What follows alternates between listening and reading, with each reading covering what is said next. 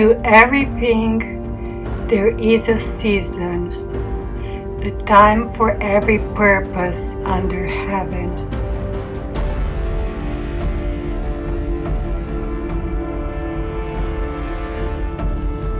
A time to be born and a time to die. A time to plant and a time to pluck what is planted.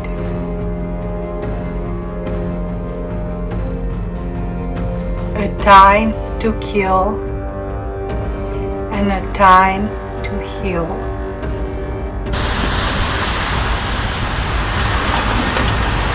A time to break down and a time to build up.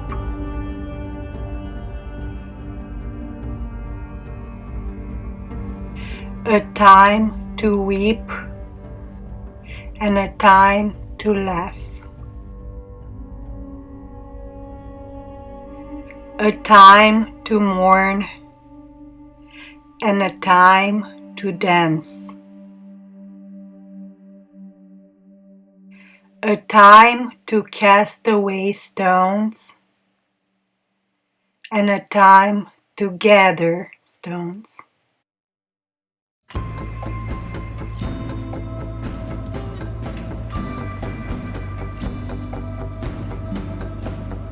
A time to embrace and a time to refrain from embracing.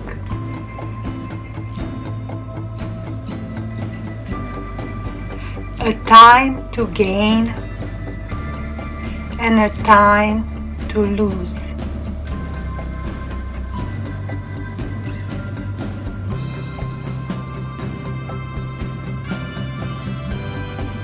A time to keep and a time to throw away.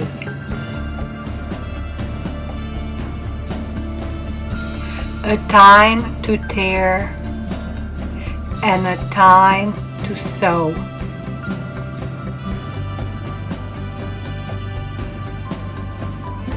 A time to keep silence and a time to speak. A time to love and a time to hate.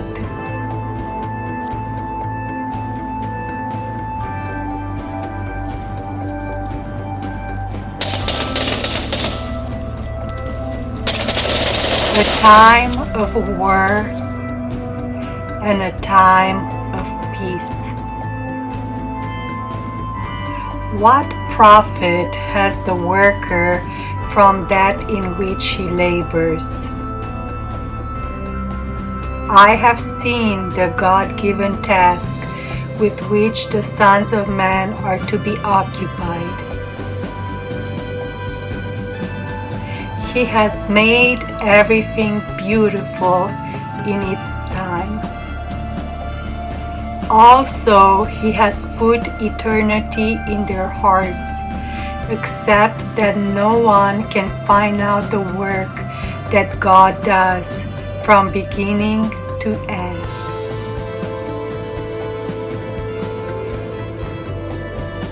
I know that nothing is better for them than to rejoice and to do good in their lives, and also that every man should eat and drink and enjoy the good of all his labor.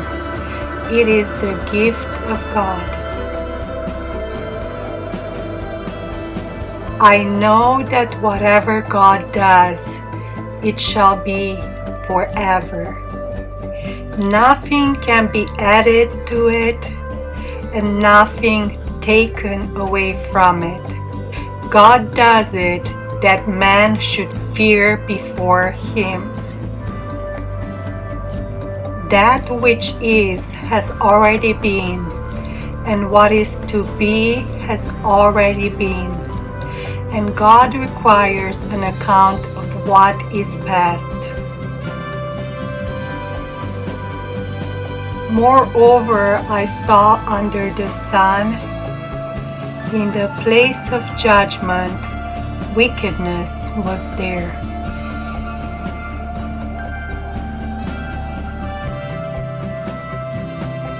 And in the place of righteousness, iniquity was there.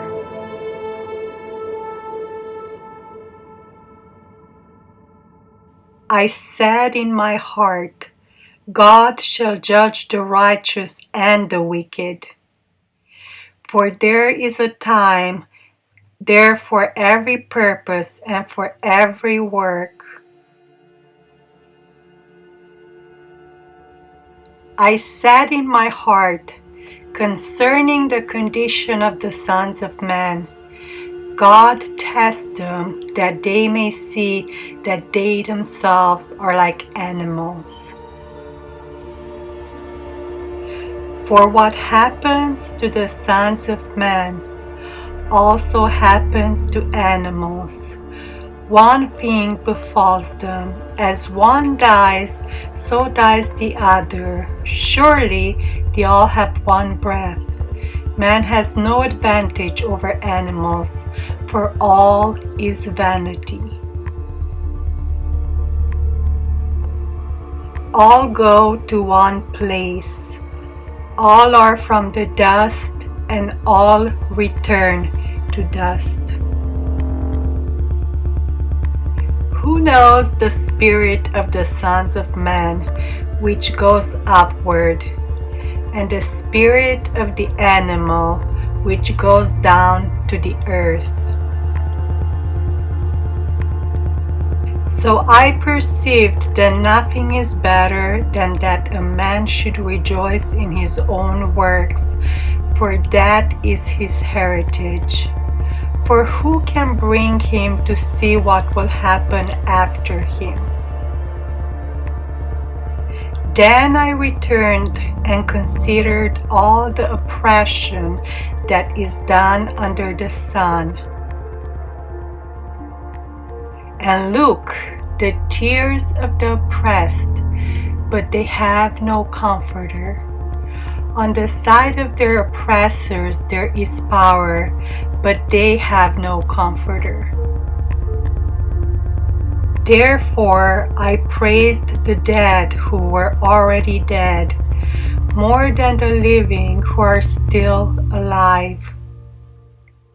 Yet better than both is he who has never existed, who has not seen the evil work that is done under the sun. Again, I saw that for all toil and every skillful work, a man is envied by his neighbor. This also is vanity and grasping for the wind. The fool folds his hands and consumes his own flesh.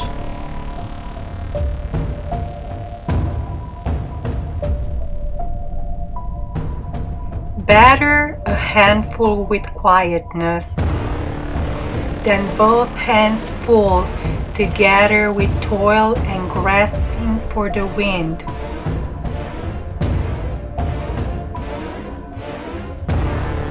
Then I returned and I saw vanity under the sun.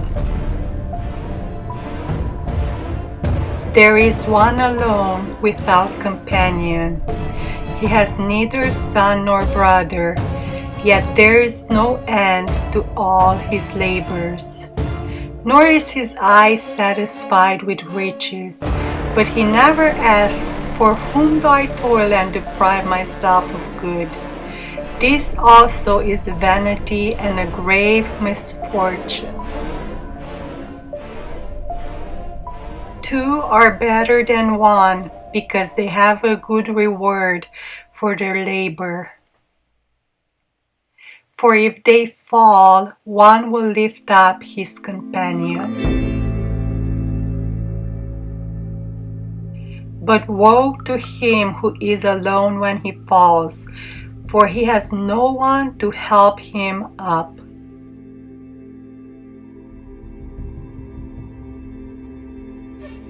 Again, if two lie down together, they will keep warm. But how can one be warm alone?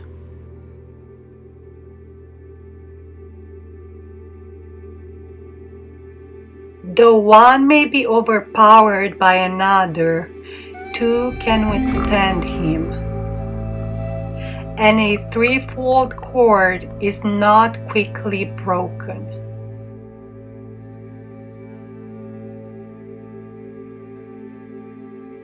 Better a poor and wise youth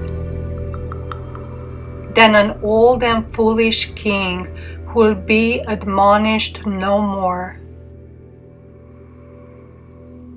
For he comes out of prison to be king, although he was born poor in his kingdom. I saw all the living who walk under the sun. They were with the second youth who stands in his place. There was no end of all the people over whom he was made king, yet those who come afterwards will not rejoice in him. Surely this also is vanity and grasping for the wind. Walk prudently when you go to the house of God, and draw near to hear, rather than to give the sacrifice of fools, for they do not know that they do evil.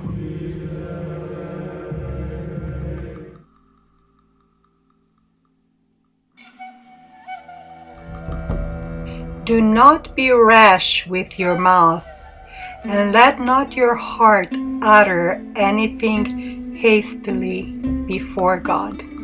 For God is in heaven, and you on earth.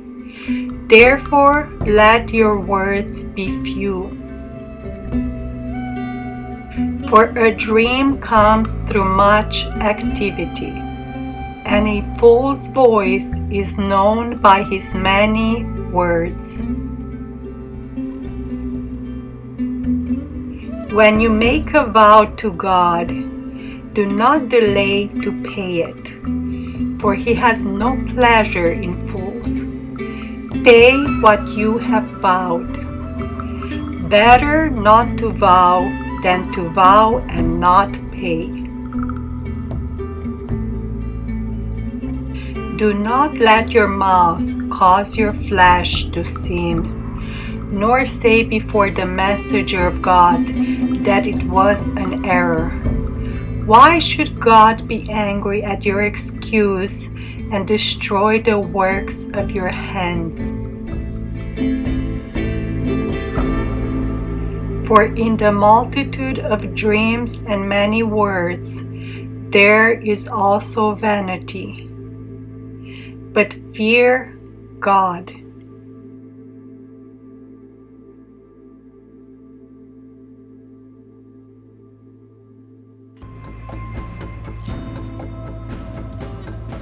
If you see the oppression of the poor and the violent perversion of justice and righteousness in a province, do not marvel at the matter. For high official watches over high official, and higher officials are over them. Moreover, the profit of the land is for all. Even the king is served from the field.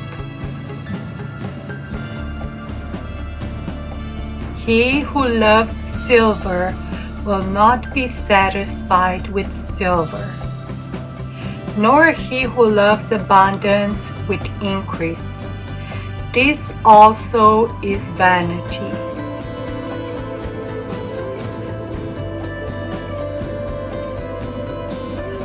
When goods increase, they increase who eat them.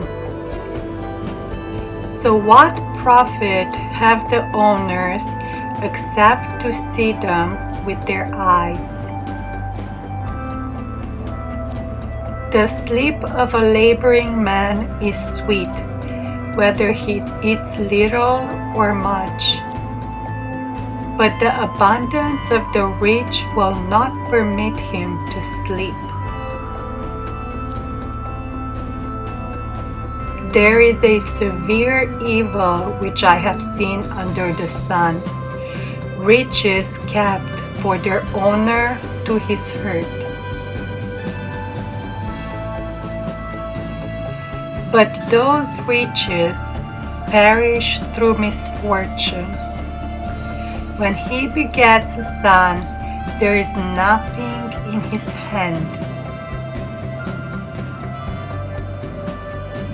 As he came from his mother's womb, naked shall he return to go as he came. And he shall take nothing from his labor which he may carry away in his hand. And this also is a severe evil. Just exactly as he came, so shall he go. And what profit has he who has labored for the wind?